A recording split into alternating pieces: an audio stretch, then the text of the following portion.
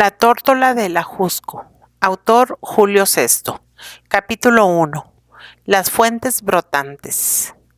La vida es una fuente de alegría, pero donde quiera que la canalla va a beber, todas las fuentes están envenenadas. Nietzsche.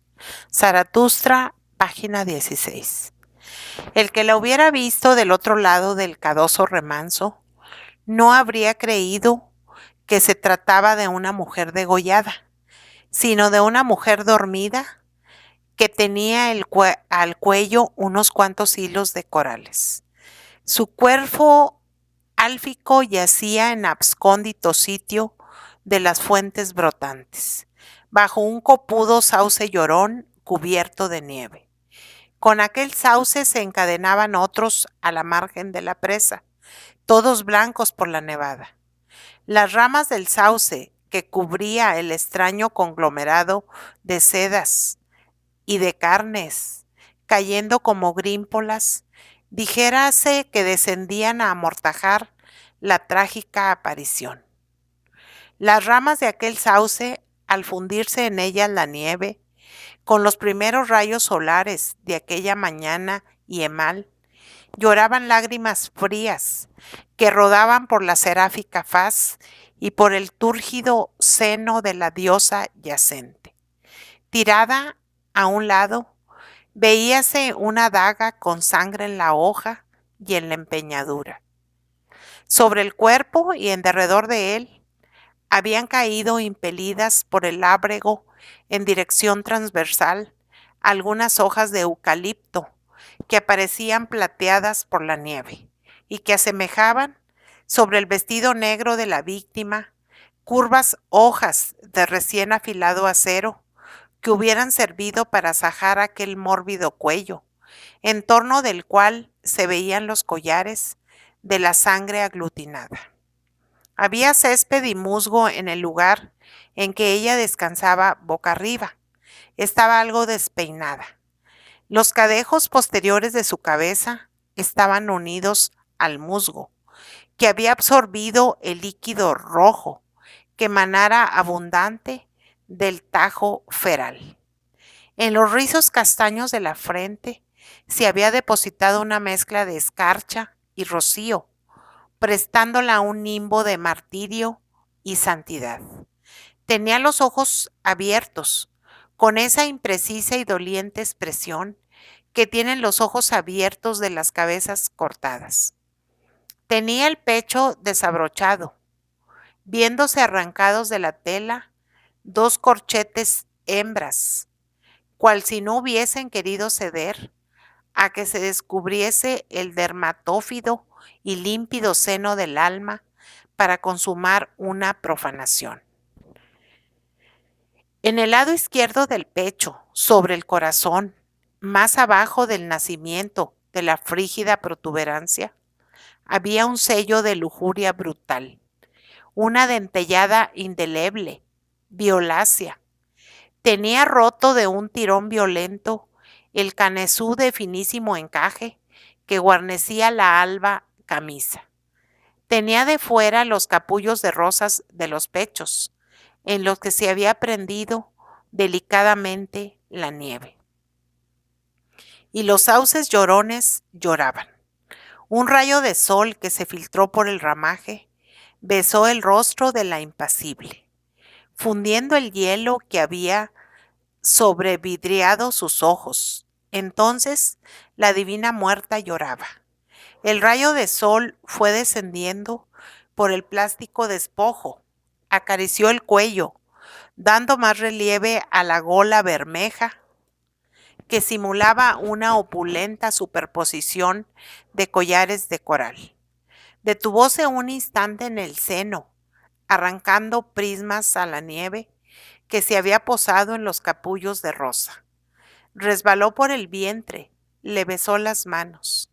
Inundó de luz y calor los flancos estatuarios de aquel cuerpo exánime, como si pretendiera reanimarlo.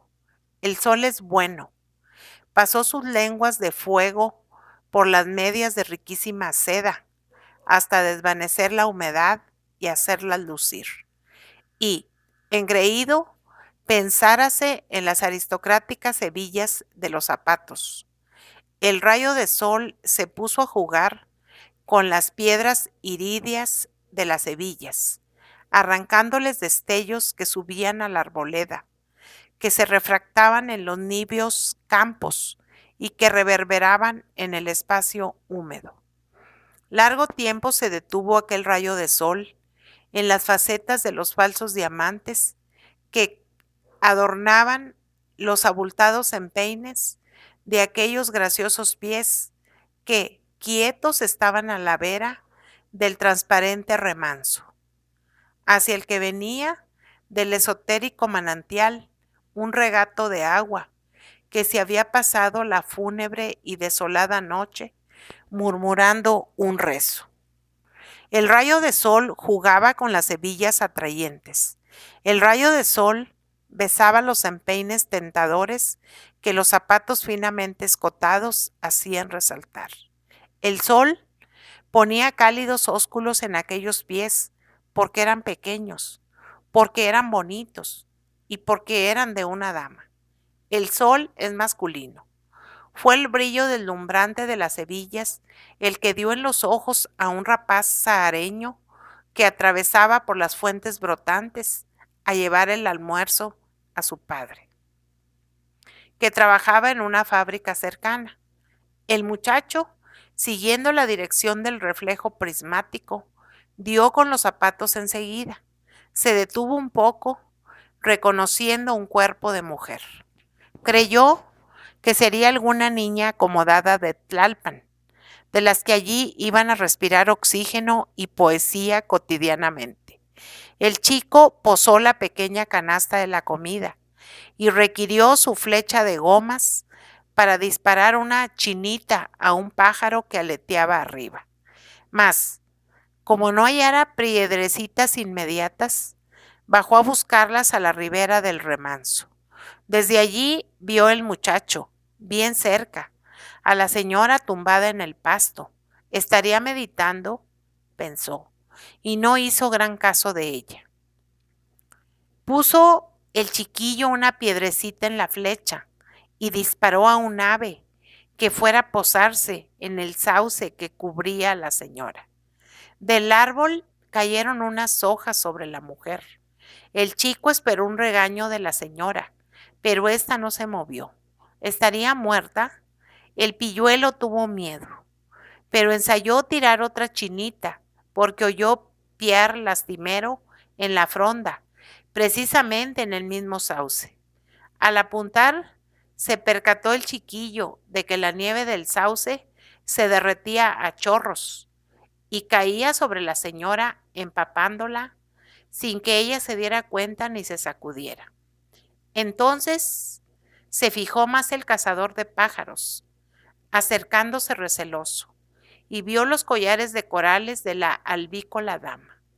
Pudo desengañarse a pocos pasos de que los collares eran siniestros, de que aquella niña estaba degollada. El pobre zagal dio un grito de espanto frente al terrífico hallazgo y, soltando la flecha, olvidando el almuerzo del padre, que en la cesta quedaba, echó a correr a su casa con la noticia. Y los sauces llorones lloraban a torrentes bajo el calor progresivo del sol. Lloraba todo el bosque. En las estribaciones del Ajusco, al suroeste de la señorial y odorífica villa de Tlalpan, cuyas casas sonríen por las ventanas encuadradas por geranios que miran al florido Valle de México, hay un plácido lugar denominado Las Fuentes Brotantes. Es una hondonada que afecta la forma aproximada de 3 ochos eslabonados. Se va a las Fuentes Brotantes por angostas callejas coloniales que limitan antiguas tapias cubiertas a trechos de rosales trepadores que penden para el camino, brindando al que pasa por allí rosas dignas de ser cantadas por su prodigalidad. Rosas que las mujeres sensitivas cortan al pasar y que los hombres desdeñosos desgranan con los bastones. Al llegar a las fuentes brotantes, los ojos se extravían por el concurso de esplendideces acumuladas en aquel sitio por la mano de Dios y por la mano del hombre. No se sabe allí para dónde mirar, y sobrecógese el ánimo frente a la pomposa naturaleza, y en medio de la soledad augusta y la paz ecológica de aquel hierático paraíso. Lo primero que se ve, una explanada circuida de álamos plateados, sauces, encinas, membrillos y manzanos. Bajo los árboles, unos bancos que saben de románticos secretos. Al frente, jardines, represas escalonadas, de azulosa y apacible linfa, islotes con surtidores. De una a otra represa, por los retenes hechos de piedra gris volcánica, y poblados de estrelladas plantas parásitas y de cactos multiformes, salta el agua en cascadas alternas, yendo a perderse canturreando por una cuneta rústica socavada a la derecha. A la izquierda, en una rampa que lleva al collado, una ermita en ruinas, con hierbas y con nidos de hirundínidas en los muros. Subiendo por la rampa y avanzando, hay un sendero que bordea el abismo, siguiendo las sinuosidades de los ochos por el lado poniente. En el sendero hay peñas para descansar. Peñas como grandes cabezas de clavos fantásticos, hundidos en la falda del monte para sujetarlo. Hay mieses a la izquierda del sendero, que va a perderse entre las encinas del Alcor. Pasada la ermita, hay un riego profundo, escondido entre los breñales del barranco. Después, unos gigantes contienen el talud, del abismo nacieron y allí crecen a porfía con el altísimo tajo a plomo. Unos alcanforados eucaliptos rectos, delgados, de polícromas y restallantes crústulas. Las copas de los eucaliptos pueden tocarse con la mano desde la abrupta cornisa del precipicio, asomándose a él. Donde acaban los ochos kilométricos, hay una cuesta empedrada y estrecha que, por entre peñascales, conduce al encantado y misterioso recinto que guarda la acromática fuente, madre moduladora de aquellos murmullos, madre generadora de aquellas claridades que saltan y que bullen. Aquella fuente es única. Su caudal de agua a través de una reja, que hay a la entrada de una presa anchurosa, profunda, quieta, azul, en la que mojan sus verdes cabelleras los sauces llorones que la circundan. Curiosa es la vegetación fantástica del fondo de la presa. Líquenes, limos exóticos que representan procesiones de frailes carmelitas y jerónimos, caminando bajo el agua, agitando sus hábitos, moviéndose a impulso de la corriente suave, bajando las cabezas sumisos, como para recibir el bautismo del agua pura que de la fuente emana. Oh, la fuente, el manantial recóndito y puro. Digna es aquella fuente de que hubiera sido consagrada a las musas aganípedes. ¿Cómo es aquella fuente? ¿Acaso puede describirse? Será descriptible el contorno, pero el encanto queda allí, no es transmisible. Es una gruta en la entraña del Ajusco, formada como por dólmenes que al acaso configuran arcos conopiales y caprichosos, cuyas claves festonan verdinegras matas de helecho. La cueva grisácea se pierde en resquebrajados ángulos inexplicables por los que corretean los múridos. De las lajas del arenisco lecho de la caverna brota el agua muda. La fuente es una puñalada de cíclope en el vientre duro de la montaña. La fuente es el lagrimal rocalloso por donde el monte llora en silencio. Oh, el encanto de aquella fuente, santificado por la quietud y la sombra. El agua, al salir de la madre montaña, no chista, pero al despeñarse en la primera catarata, a pocos metros del manantial, Ya en contacto con el aire de la vida, pone el grito en el cielo como los niños recién nacidos. Hay unos animalillos alados en la linfa de la gruta que se entrecruzan incansables, trazando en la superficie de cristal efímeros dibujos. Aquellos insectos inquietos son los guardianes del misterio arrobador. En la frente de la fuente tiemblan unas bucólicas guirnaldas de helechos y de primulas, solo sacudidas por alguna bugalla que cae de la enramada bóveda para ser llevada a flote por la corriente charlatana. Hemos seguido, de principio a fin, el contorno izquierdo de los tres ochos que afecta la forma de las fuentes brotantes. Ochos que tienen por el otro lado un perfil parecido, bordeado por un canal de agua clarísima y por un sendero que bajo la fronda se antoja la ruta de Apolo. Bajemos ahora de la fuente beatífica al centro de los ochos. A la cuenca sombría está su suelo poblado de abrotanos, y entre los álabes tirados por el viento se ven huellas de diclápodos, cual si allí hubiéranse entregado los faunos a sus correrías, al son de órficos cantos. En la parte más honda de la cañada hay un molino en ruinas. Allí están aún medio enterradas las ruedas del molino que hacen pensar en que no muelen el grano, pero muelen el tiempo que silenciosamente pasa por ellos. Frente al molino hay casucas que tienen hundidos los tejados, y del lado del ajusco se ve una fila de conejeras que desde la altura parecen casas de juguete enclavadas en el prado de color de esmeralda, circundado de riachos y rosales silvestres.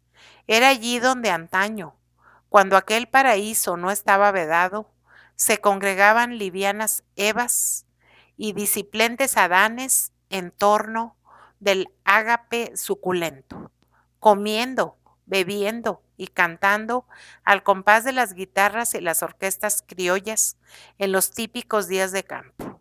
Aún se ven por allí platos rotos, bordos de escudillas con flores esmaltadas y botellas vacías, redomas que contuvieron licores, que bajo aquella arboleda despertaron el atrevimiento que hizo estallar los besos, cuyo onomatopéyico chis chis se confundía en los sonidos de la fronda con el piar de los pájaros nuevos. Qué pocos paisajes habrá en el mundo tan bellos como el de las fuentes brotantes y sus alrededores en la señorial y odorífica villa de Tlalpan, cuyas casas sonríen por las ventanas encuadradas de geranio que miran al siempre florido Valle de México. Nadie conoció a la muerta. Con el muchacho vino la madre y bajaron otros vecinos a las fuentes brotantes. Mas ninguno de los que rodearon el cadáver supo decir quién era la degollada. Advirtieron que en la camisa había una marca bordada en seda de colores, en forma de calograma, pero ninguno de los allí presentes sabía leer. A ver, tú, ordenó la madre del rapaz a este en vernáculo decir, ve a avisarle a Petrita, que ella sabe leer, y quién quita que la conozca. Yo no voy, yo ni sé quién es Petrita, rezongó el chico. Petrita Morales, la que vive allá arriba, junto al pino. Anda. Después de vacilar, partió el roncero muchacho, que vino a los pocos minutos acompañado de Petrita Morales. ¿Qué le parece, Petrita? ¡Qué desgracia! ¿Quién será la pobre? Nadie la conocemos. Jesús me valga, clamó Petrita Morales al acercarse a la degollada y reconocerla. Sí, es la niña. ¿Qué niña?, preguntó un tercero. La que vivía en la casa de los espantos, la que dio la tarjeta para el gobernador cuando se llevaron a mi hijo de leva. Por ella se salvó mi hijo de ir de soldado. Ah, recordó la madre del cazador de pájaros. ¿Es la del automovilote? Ella es. Tan buena que era con los pobres de Tlalpan, virgen pura. El Señor nos acompañe. Si es ella, ¿quién la mataría? Petrita Morales alzó la vista, compungida, clamando al cielo, y se le arrasaron los ojos de lágrimas. Después compuso los vestidos de la difunta e intentó juntarle las manos. ¿Y no sabe usted cómo se llamaba?, interrogó un vecino. Ay, no, no me recuerdo. Tenía un nombre muy raro, de esos nombres visionudos que se ponen las ricas. Pero es ella, la conozco. Si ella nos dio la tarjeta para el gobernador del distrito, para que echaran libre a mi hijo, ora un año. Pobrecita. Con razón anoche aullaban tan feo sus perros. Toditita la santa noche aullaron. ¿No los oyeron? ¿Dónde? Preguntó el muchacho. En la casa de los espantos, en la huerta. Bueno, insinuó el más viejo de los allí congregados. Hay que dar parte de esto a la prefectura. Pero si está cerrada y no hay ni gendarmes, observó la madre del chiquillo. No le hace, respondió Petrita. Hay que hacer alguna diligencia, pobrecita. Yo tengo que agradecerle. Ay, nomás pienso ahora que la vea mi hijo. Sas, vamos a avisar. Vamos. Le cortaremos la marca de la camisa para llevárnosla a la autoridad, discurrió Petra Morales. No, nos podemos comprometer, objetó un desconocido. ¿Qué? Musitó con desdén la Morales. Y diciendo, tomó la daga ensangrentada y cortó el calograma, con un pedazo de encaje maculado de sangre. Unos se quedaron cuidando el cuerpo y otros se fueron a la prefectura de Tlalpan, Petrita Morales a la cabeza. El cazador de pájaros tomó la cesta y llevó a su padre el almuerzo, que ya estaba frío. Sus majestades los conductores de tranvías se habían declarado en huelga. La urbe mexicana estaba sin comunicación con las poblaciones del Distrito Federal. La gente que tenía que venir de Tlalpan, Mixcoac, San Ángel y otros puntos algo lejanos, renegaba de la insólita huelga y viajaba en camiones y en incómodas y tardas carretas. Tlalpan estaba completamente abandonada a su suerte. Por un lado la dominaba una facción rebelde, que se había parapetado en el cementerio. Por otro lado mandaba un destacamento del gobierno. La plaza estaba en disputa y había tiros en ella, precisamente el día en que la degollada fuera descubierta. Además, ni en la Ciudad de México ni en las poblaciones del distrito había autoridades judiciales. Los tribunales habían quedado disueltos desde hacía algunos días por haberse destituido a los funcionarios de justicia. Así las cosas, Petrita Morales anduvo la seca y la meca para dar con la autoridad y revelar el suceso, siendo vanas sus gestiones. No había prefecto, no había juez, no había siquiera enterrador. El camposantero se había visto precisado a huir, que en el cementerio había cocolazos. Petrita Morales, deseosa de saber el nombre de la infeliz degollada, enseñaba el calograma a todo el mundo, pero claro, era lo que la gente le decía. Aquellas letras así enredadas podían decir muchas cosas, podían decir un nombre, podían decir otro, según, y era verdad. Las letras del círculo no eran fácilmente descifrables. Eran, como todas las letras de los calogramas y los monogramas, complicados, descifrables para el dueño, para los que supieran de antemano lo que decían, pero para la generalidad adivina, como decían todos los que veían la marca de la camisa de la muerta. El calograma era muy bonito, era artístico, pero convencional. Unos leían que decía esto, otros que decía aquello. Total, nada. Dijera lo que dijera, resultaba lo mismo, si no se conocían previamente el nombre de la víctima. Esclarecer el crimen, no hubo quien se ocupara de eso. Efectivamente, no se encontraba ni un policía. El crimen quedaba sin descubrir. Solo lo había descubierto el sol, el descubridor de todos los crímenes y el cazador de pájaros. Pues, si quiere enterrarla, decía Petrita, que no descansaba en su labor generosa. Consiguió la buena lugareña que la dejaran pasar al cementerio. Allí le dieron permiso para la inhumación, pero que fuera pronto, porque en la tarde iba a haber combate. Se apresuró la fatigada mujer a regresar a las fuentes brotantes, donde quedaban ya pocas personas en torno de la yacente beldad.